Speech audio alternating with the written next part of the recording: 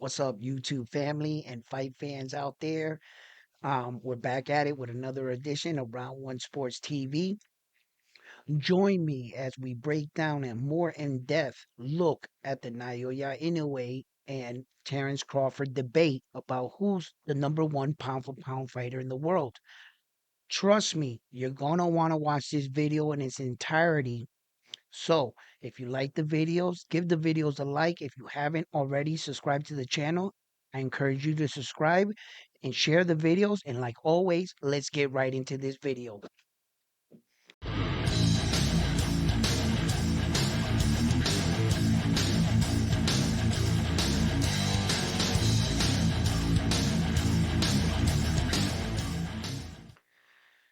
Well, it seems like I made a video previously to this and I tried to break down their records, but still there's a lot of confusion in the fact of how some things work.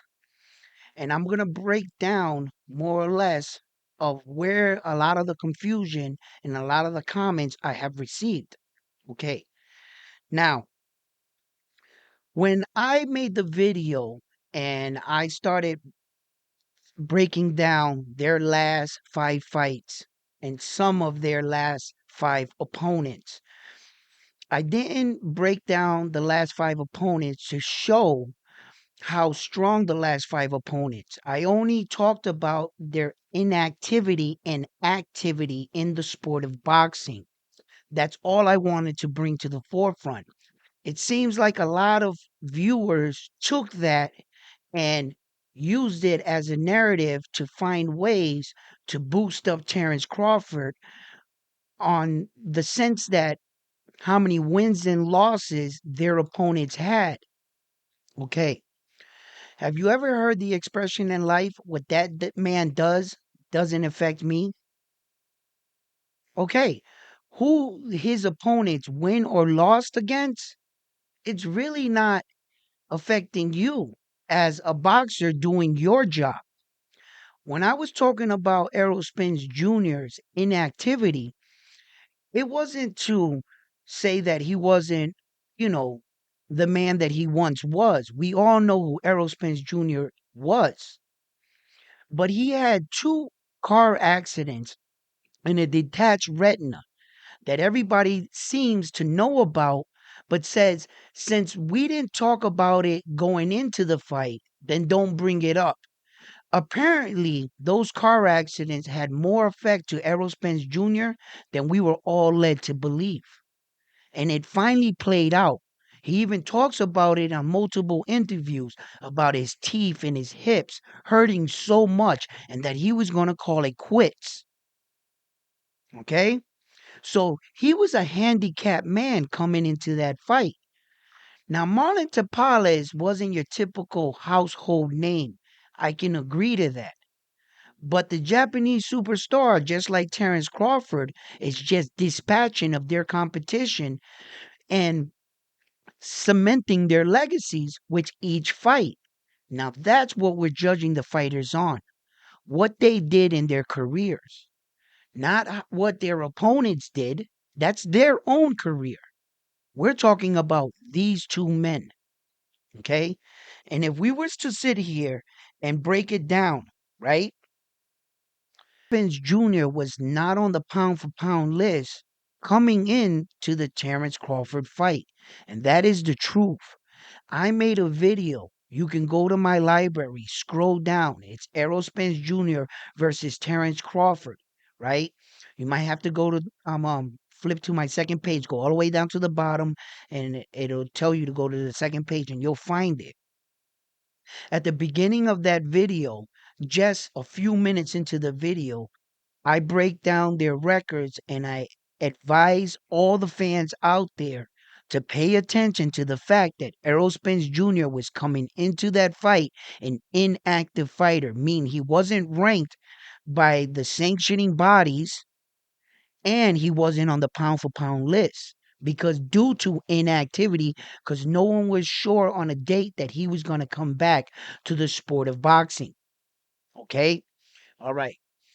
So, also taking into consideration that that fight was 5 years too late, right? That fight could have happened 5 years prior to that. You see, the only thing I'm judging these two fighters on is what they're doing currently. Okay. And as far as the pound for pound list goes and the way that the pound for pound list works, a lot of my um comments in my comment section that I'm starting to notice is that a few people are still putting some of the old legends on the pound for pound list. They're saying like I put Terrence Crawford number one, Naoya Inoue number two, Floyd Mayweather number three, Manny Pac, and I'm like, whoa, whoa, whoa, whoa, whoa, whoa, whoa. How does Floyd Mayweather's name get on the pound for pound list right now? The only way that the pound for pound list works and its structure is only for current active fighters. That's it. There is no all time greats pound for pound award. That doesn't exist. That's just fans talking like that.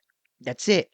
The only way you can get on the list, if you haven't ever noticed, if you go to any major top website, any sports major top websites, and they put out their pound for pound list, you ever notice the legends ain't on it? Muhammad Ali's not on it. Floyd Mayweather, Manny Pacquiao, those greats are not on the list. And the reason why is because it's only um it's only prevalent to the fighters that are currently active. That's it. That's who gets on the list. Once you retire, you can no longer get on the pound for pound list. So I just want to make that perfectly clear. And a lot of people have a different version on how you get on the list. The true way you're supposed to get on the list, your measuring stick is only supposed to be based off your skill, whether you could fight any style of opponent. Okay. And that's how you should be measured. Now, a lot of people are taking in divisions, belts, and they're bringing that into the argument. And for years, that's kind of slithered its way into the arguments that they were based on how many belts they got, how many divisions they climbed. And that's not fair because they can be a man or a woman out there that can be dominant in their division for 15 years straight. And just because they didn't move up divisions and get multiple belts, but maintain their status as a champion, doesn't not qualify them. So every man that's going to be on your list, according to you, if you was to take into consideration divisions and belts, everyone couldn't be on your list then, because not everybody's doing that. So you have to establish a set of rules that can be applied to all boxers. You see? Just like the Ring magazine can't be considered a world title if there isn't a Ring magazine in every weight division. And not everybody can get it. You see? So it's not fair. So you can't make unfair rules to please your boxer. And those are some of the things I want to bring to the forefront. This debate between Terrence Crawford and Naoya Inoue is a pretty tight one, but in the real boxing worlds, real hardcore fight fans already know that the Japanese superstar has surpassed Terrence Crawford when it comes to accomplishments. Terrence Crawford is not even in the ballpark with the Japanese superstar when it comes to accomplishments. And I want to get one thing straight right now, just in case you're a little confused on where I stand. Terrence Crawford is my guy. Team USA all day. Devin Haney, Tank Davis, Shakur Stevenson, all our American champions. Those are my guys. But the truth is the truth. And as far as the Japanese superstar, I am a fan because I appreciate good boxing, great skill. And I am also unbiased. And I'm going to tell the truth. And if you have something out there that you can prove on paper, on record, that Terrence Crawford's achievements surpass the Japanese superstar's achievement, please, I'm all ears. I'm all ears. I challenge any of you who are out there to help me build a case for Terrence Crawford to prove he is the number one pound for pound best fighter in the world. But as of right now, I did my own investigation and the numbers don't lie. Men lie, women lie, numbers don't. The Japanese superstar is truly doing it at a much impressive rate, at a faster rate, and it seems like everything that Terrence Crawford has accomplished, the Japanese superstar has done so and up one on him. If you can find anything besides opinions, besides what another opponent did, what their records, wins or losses, does not affect the boxer. Maybe you can say, opinionated that his opponents were probably stronger or bigger, or that you know them or you're more familiar with Terrence Crawford's opponents than you are with the Japanese superstars' opponents. Okay? You might be able to say that. But as far as what the men did in the ring against them opponents, now that's their record. That's what's being questioned here. Not anything their opponents did, or whether or not their opponents were quality opponents by opinions. That's too much opinions. I can't go down that road. So I'm gonna keep it what they did. What did Terrence Crawford do when he was given an opportunity? And what did the Japanese superstar do when he was given an opportunity? It took Terrence Crawford 5 years to fight 5 fights. You cannot deny that. That's in his record. The Japanese superstar fought 5 fights in 2 years and 1 month. He's a much active champion. And in Terrence Crawford's last fight with Errol Spence Jr., his opponent fought one time in 3 years. Errol Spence Jr. coming into that fight only fought one time in 3 years and was an inactive fighter. He was not a real pound for pound active fighter. You cannot get credit for him once upon a time being on the pound for pound list and ranked top 5. If going into your fight, that means that Teofimo Lopez should be the two division, all four belt holder, and he did it before Terrence Crawford did it. If you're going to go by just, this is what it was. Because when Teofimo Lopez beat Josh Taylor, he had all four belts. He was stripped. Nobody beat Josh Taylor. So when Teofimo Lopez beat him, he technically, on opinion, beat him for all four belts. But what's going to go down in the history books? He only beat him for one belt, the WBO. And that's the truth. Whether or not he was stripped just before the fight, leading into the fight, hey, it is what it is. That's what happened. Just because Errol Spence Jr. once upon a time was on the pound for pound list and he was revered as one of the top 5 coming into the fight, he wasn't on the list. So you got to stop ignoring that and saying, you hear me say it, but say, oh, he's still a top 5 pound for pound. No, not coming into that fight. No, he wasn't. And that's the truth. That's the truth. You guys are giving him credit for the name he fought, not for the fighter he fought on that night. And you have to recognize that because it's the truth. That's what it is. And if you don't have anything else that I could not find because I'm trying to build a case for Terrence Crawford. How can I sit here and look into this camera and shit on one of the best men that is currently doing it in the sport I love? That would be me showing favoritism and biasm towards an individual when I blatantly know he is doing it at a much better record, at a much better pace than everyone else.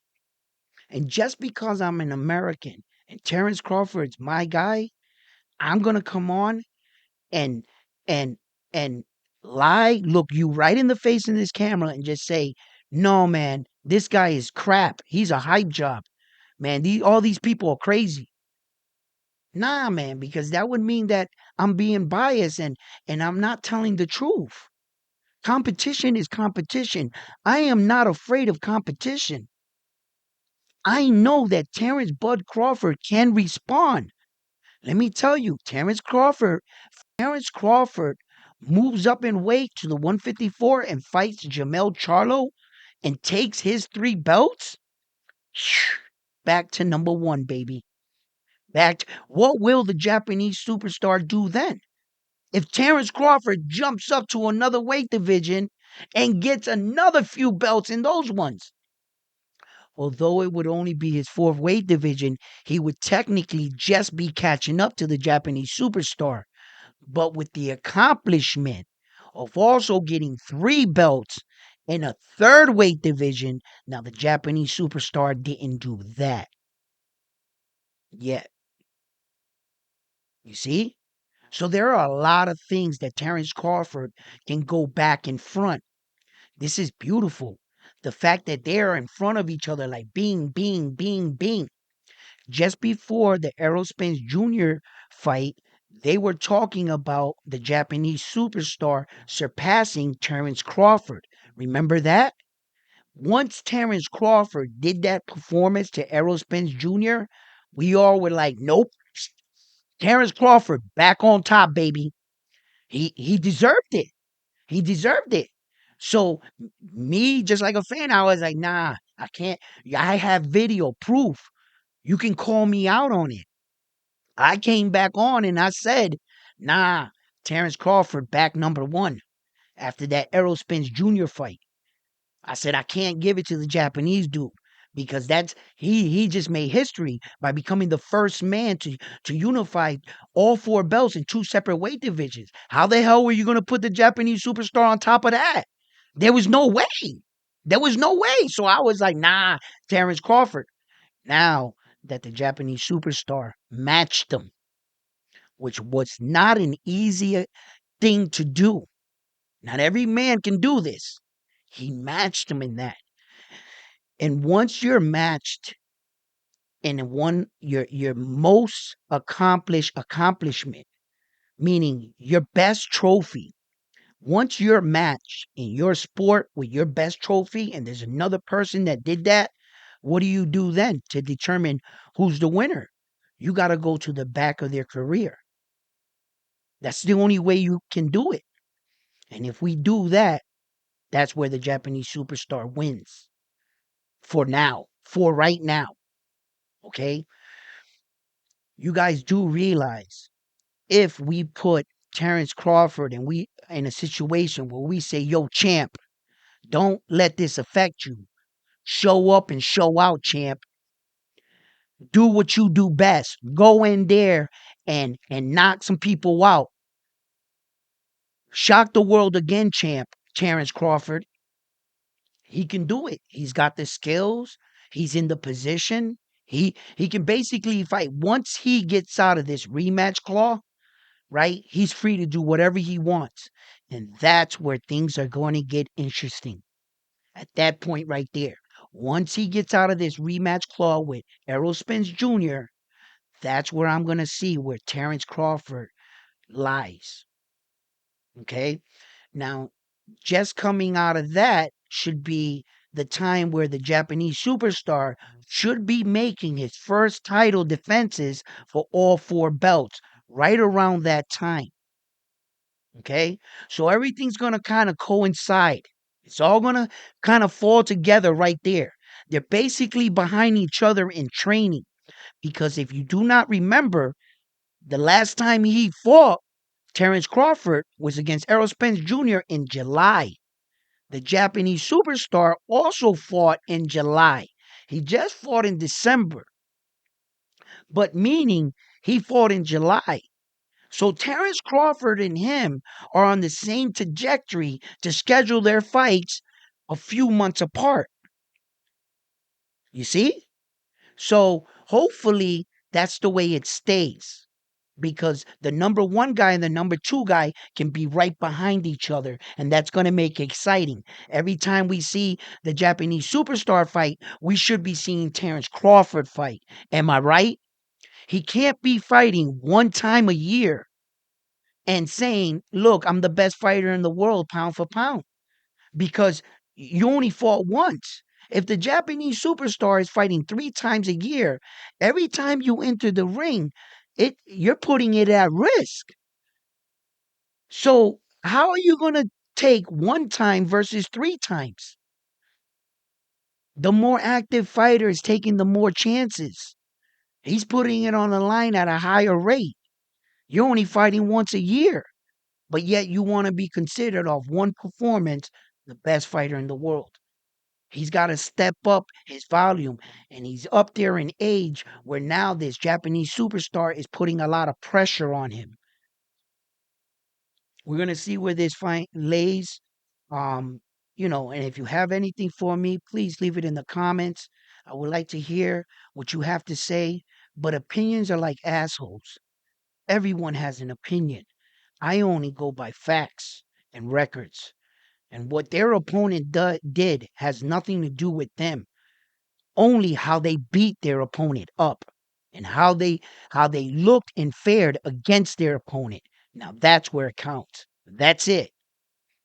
Okay? Because we don't want to go down Terrence Crawford's record and look up one of his worstest opponents with his biggest losses. I'm not going to say it over this microphone again, but I dare you to go on boxing records, look up Terrence Crawford, and scroll down the list of his opponents with the most losses. Get back at me. But I can't judge Terrence Crawford because that guy got a shitload bunch of losses. That's on him.